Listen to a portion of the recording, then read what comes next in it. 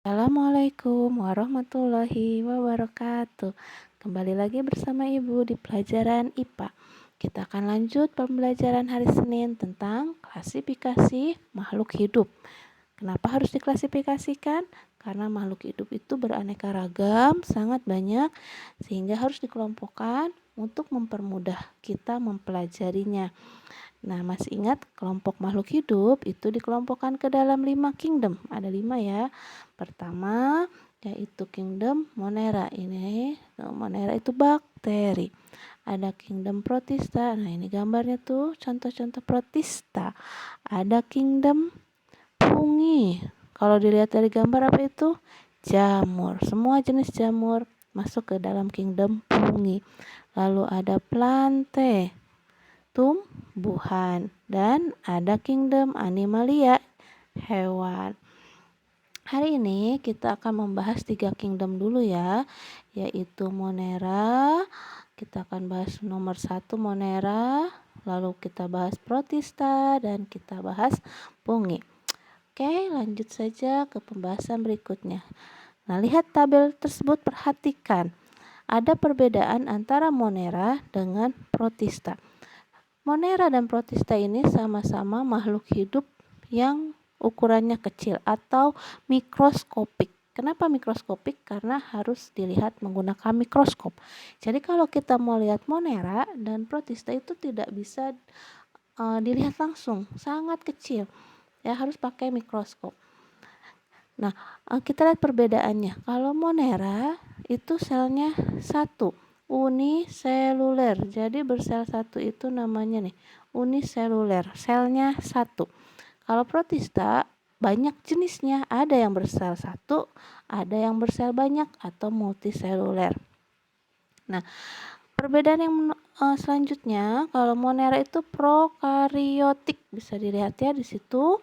Prokariotik itu apa? Belum punya membran inti, belum punya lapisan untuk melindungi bagian inti dari selnya. Tapi kalau Protista disebut sebagai eukariotik, bersifat eukariotik, sudah punya membran inti. Jadi kalau ada ciri-ciri gini, misalnya di suatu air diamati di kolam, ada makhluk hidup bersel 1, dia bersifat eukariotik, maka jawabannya Protista gitu. Kalau Monera bersel 1, bersifat prokariotik. Lalu apa sih contohnya dari makhluk hidup di dalam kingdom Monera ini? Kalau ingat Monera, kita ingatnya ini, bakteri. Nah, semua jenis bakteri masuk ke dalam Monera. Gitu. Jadi bakteri yang biasanya menyebabkan penyakit itu adalah kingdom Monera. Oke. Selanjutnya kita lihat mengenai kingdom Monera. Nah, ini contohnya banyak ya. Wah, seperti ini nih penampakannya. Oh, bukan penampakan makhluk astral ya. Ini penampakan bakteri dan cyanobacter. Cyanobacter juga Monera juga. Tapi kalau cyanobacter tidak menyebabkan penyakit. Cyanobacter ini dia warnanya hijau, berfotosintesis. Jadi kayak bisa berfotosintesis. Sedangkan bakteri ini gambarnya ada. Jadi bakteri itu ada 4 bentuk sebenarnya. Ada yang bulat, tuh ada yang batang kayak gini ya, kayak laba-laba. Enggak, bukan ini ya. Ini bakteri bentuknya batang tuh kayak gini. Batang, ada yang ini kayak mie, spiral itu namanya ya. Spiral, dan ada koma. Ya. Nah, jadi ada batang, ada bulat. Nah, itulah bentuk bakteri. Mungkin kita belum pernah lihat langsung ya, karena memang harus pakai mikroskop. Nah, kalau digambarkan pakai mikroskop ini penampakannya batang, bulat, koma, ini bakteri. Seperti ini. Nah, bakteri kita tahu menyebabkan berbagai jenis penyakit. Contohnya nih yang pernah kena tipes. Kenapa bisa kena tipes? Karena ususnya terinfeksi ini. Bakteri Salmonella typhosa. Nah, bakteri ini menyebabkan tipes. Ya. Lanjut. Banyak lagi ya yang lain tuh, ada TBC, itu tetanus, itu flu juga ada yang disebutkan bakteri disentri, sakit perut juga, Shigella ini bakteri-bakteri yang merugikan. Tapi tidak semua bakteri merugikan, ada yang menguntungkan. Contohnya buat fermentasi. Susu difermentasi menjadi yogurt. Kok bisa? Nah, ini bantuan dari bakteri. Bakteri apa yang membantunya? Begini ya. Bakteri Lactobacillus bulgaricus. Sini kan, dan ya. Lalu ada yang bikin nata de coco. Nata de coco itu ternyata air kelapa difermentasi nih. Nah, oleh bakteri Acetobacter pseudomonas. Jadi bakterinya dicampur dengan air kelapa di si Acetobacter ini, maka dia akan mengentalkan air kelapa, jadilah nata de coco yang kenyal-kenyal. Nah, jadi sekarang tahu ya, tidak semua bakteri menyebabkan penyakit. Ada juga bakteri yang menguntungkan. Biasanya digunakan untuk fermentasi makanan. Lanjut, kedua ada kingdom Protista. Nah, kingdom Protista ini contohnya lebih banyak ya. Makhluk hidupnya lebih banyak. Ada yang jenis mirip hewan dan ada ganggang atau mirip tumbuhan. Kita lihat di sini. Nah, ini adalah Protista mirip hewan. Jadi dia hanya mirip hewan saja, bukan hewan tapi mirip. Kenapa mirip ya? Karena selnya masih sederhana. Ya, Protista mirip hewan disebut protozoa. Di sini kan protozoa ini ada berbagai jenis. Ada Rhizopoda, Ciliata, Flagellata, Sporozoa. Nah, ini penampakan dari si protozoa, penampakan di bawah mikroskop. Jadi kalau dilihat di mikroskop ini macam-macam protozoa. Ada amoeba, paramecium ya. Seperti inilah. Jadi makhluk hidup itu Masya Allah ya, diciptakan beraneka ragam. Jadi banyak sekali jenisnya, bukan hanya yang kita lihat dengan mata langsung, tapi ternyata banyak makhluk hidup yang ukurannya sangat kecil atau kita sebut apa tadi, mikroskopik, makhluk hidup yang harus dilihat menggunakan mikroskop. Nah, seperti ini penampakannya. Nah, peran protista juga ada yang menguntungkan, ada yang merugikan. Kalau yang merugikan ini yang menyebabkan malaria. Siapa kena malaria? Mudah-mudahan nggak pernah kena ya. Nah, ini oleh si Plasmodium malariae. Ini protozoa yang menyebabkan malaria. Nah, yang menguntungkan ada ini nih, contohnya di dalam usus besar kita, dalam perut kita, ususnya usus itu ada yang namanya Entamoeba coli. Nah, Entamoeba coli ini ada dalam usus dan membantu proses pencernaan, membentuk vitamin K. Nah, di sini kan ya, untuk vitamin K. Ternyata ada yang menguntungkan.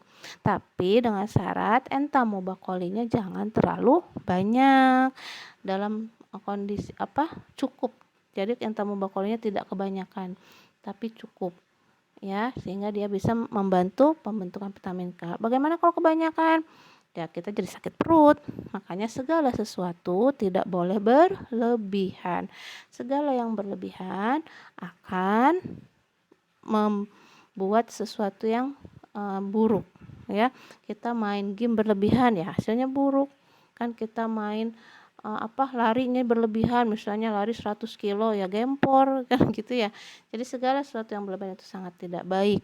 Maka harus tahu waktu, harus pas. Sama ini juga, dalam usus kita ada bakteri yang menguntungkan tapi dengan jumlah normal.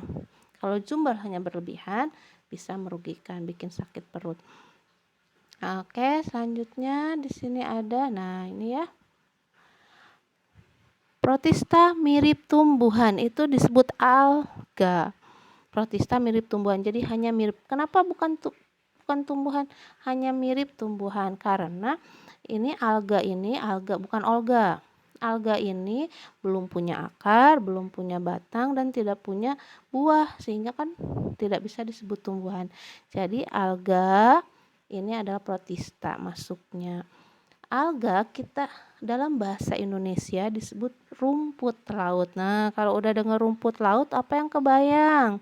Pasti agar. Oh, agar.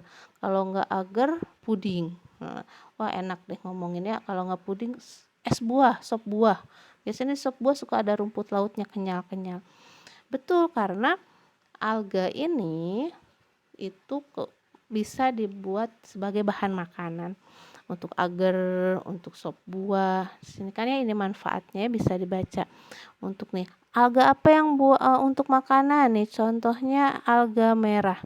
Yang mana si alga merah ini nih? Oh, ternyata penampakannya kayak gini nih. Inilah si alga merah rhodophyta yang dibuat sebagai bahan dari agar-agar. Jadi agar-agar ini kayak awalnya kayak gini, terus jadi serbuk karena dijemur, digiling jadilah serbuk agar. Ada chlorophyta di sini ya, alga hijau. Ini alga merah rhodophyta, alga hijau rhodophyta ini juga sangat bermanfaat, bergizi, seratnya tinggi. Ya banyak. Nih ini ya, alga ini nih si rhodophyta ini yang ada di es buah nih. Nah, bentuknya kayak gini kan, sama. Tuh, ini juga bisa langsung dimakan rhodophyta. Contohnya di sop buah. Kok jadi putih? Ya karena kan sudah diproses, sudah dibersihkan, sudah dijemur. Akhirnya kalau yang di sop buah kita nggak ngelihatnya warna merah, tapi sudah jadi putih. Ya, inilah berbagai jenis alga. Jadi sekarang tahu ya, alga itu adalah rumput laut bahasa Indonesianya. Fungsinya banyak tadi manfaatnya, dan rumput laut itu bukan kelompok tumbuhan tapi protista mirip tumbuhan. Jadi rumput laut atau alga dikelompokkan ke dalam protista mirip tumbuhan. Terakhir yang ketiga adalah kingdom pungi. Nah, kalau dengar pungi kita ingatnya jamur. Ya, pungi itu semua jenis jamur masuk ke dalam kingdom pungi. Ya, asal jangan sampai otaknya jamuran, jangan ya. Kalau otaknya jamuran bahaya. Kenapa bisa jamuran? Jarang belajar, otaknya jadi jamuran. Ya kan jarang digunakan. Nonton TV, nonton game, akhirnya otaknya jamuran. Enggak ya, percaya anak 76, 77 hebat-hebat. Ya, pasti belajar, bermainnya tahu waktu. Oke, kingdom pungi. Pungi, contohnya ini gambarnya, tahu ya, jamur sering kita makan. Dia cirinya, apa sih ciri jamur? Kelewat. Kita lihat di sini ciri jamur. Nah, jamur itu disusun oleh zat kitin. Nah, itu di atasnya itu ada zat kitin. Sehingga kalau kita makan jamur, oseng jamur itu kan lebih kenyal dibandingkan sayur lain misalnya. Beda dengan tumbuhan, makanya jamur tidak digolongkan ke tumbuhan. Kenapa? Pertama, dia tidak punya kloroplas, dia nggak bisa berfotosintesis tuh. Jamur itu beda dengan tumbuhan, bukan tumbuhan. Dia pungi. Jamur tidak bisa berfotosintesis. Lalu dia disusun oleh zat kitin. Jadi dia bersifat kenyal. Gitu ya. Lalu jamur juga disusun oleh yang namanya hipa, bukan kayu. Kalau tumbuhan kan rata-rata kayu, berkayu. Kalau jamur itu hipa. Hipa ini akan membentuk yang namanya miselium. Oh, gitu kan itu. Dan jamur juga berkembang biak pakai apa? Bukan pakai biji kan? Jamur berkembang biak dengan spora. Gitu kan ya. Oke, apakah jamur bermanfaat? Jelas, sudah tahu kan kita sering makan jamur. Apa aja yang bisa dimakan nih jamurnya? Contoh ini jamur merang. Biasanya dioseng, sayur enak. Ini apa nih? Ini jamur kuping, di sop. Nah, ini nih penampakan jamur kuping. Nah, kalau yang di bawah ini hati-hati. Kalau ini jamur beracun, yang warna merah, warna putih ini beracun. Ya, apa bedanya jamur beracun dengan yang bisa dimakan? Kalau jamur beracun rata-rata warnanya terang, merah, kuning gitu, hijau, warnanya gejreng. Ya, lalu yang kedua, jamur beracun itu tipis, mudah rusak. Ya, jadi kalau kita sentuh pakai kaki atau nggak sengaja pakai kayu disentuh itu langsung hancur. Tapi kalau jamur yang bisa dimakan kayak gini, ini warnanya cenderung agak pucat, pudar, gelap gitu. Lalu lebih tebal, tidak mudah rusak, lebih kenyal.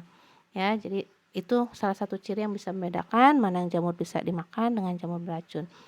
Ya, jadi jamur beracun itu rapuh dan warnanya terang. Selain jamur yang bisa kita makan dalam bentuk sayur atau jamur crispy, ada juga jamur-jamur yang bermanfaat untuk fermentasi. Nah, di sini bisa lihat nih, tidak semua jamur itu bentuk atau ukurannya besar, ada jamur yang kecil, yang mikroskopik. Contohnya apa? Di sini nih, ada jamur yang namanya Aspergillus. Nah, jamur Aspergillus ini gambarnya kayak gini, nggak bisa kita lihat ya, nggak bisa ada di tanah, karena ini harus dilihat pakai mikroskop. Ukurannya sangat kecil. Aspergillus ini bentuknya ragi. Kita kenal sebagai ragi. Ragi apa? Ragi kecap. Nah, Aspergillus ini mengubah kacang kedelai, memfermentasi kacang kedelai menjadi kecap. Atau kita lihat bisa di sini. Ini jamur maaf apa sih? Nah, ini jamur tempe. Ragi tempe. Nah, di dalam ragi tempe ada spora jamur apa ini? Rhizopus. Aku coret. Nah, Rhizopus. Itu jamur Rhizopus. Ini penampakan Rhizopus yang kita lihat kalau di tempe itu yang warna putihnya. Itulah jamur Rhizopus. Yang memfermentasi apa? Memfermentasi kacang kedelai menjadi tempe. Nah, itu manfaat-manfaat jamur banyak ya. Jadi kita tidak bayangkan jamur itu hanya bisa dioseng, disayur ya. Ternyata jamur juga bermanfaat untuk fermentasi. Ya. Dan ada juga jamur yang merugikan. Biasanya yang merugikan itu hama tanaman ya. Jadi daunnya kena jamuran, atau di kulit kita juga ada yang kena panu. Nah, panu itu jamur itu. Nggak ada di sini, nggak ada yang panuan kan? Nggak ada ya. Sehat semua kulitnya karena mandinya teratur. Sehari itu 2 kali pagi sore. Jangan sampai kena panu ya. Panu itu adalah jamur. Makanya kan kalau panuan gatal biasanya. Nah, ini jamur tanaman. Oke. Sampai sini terima kasih. Wassalamualaikum warahmatullahi wabarakatuh.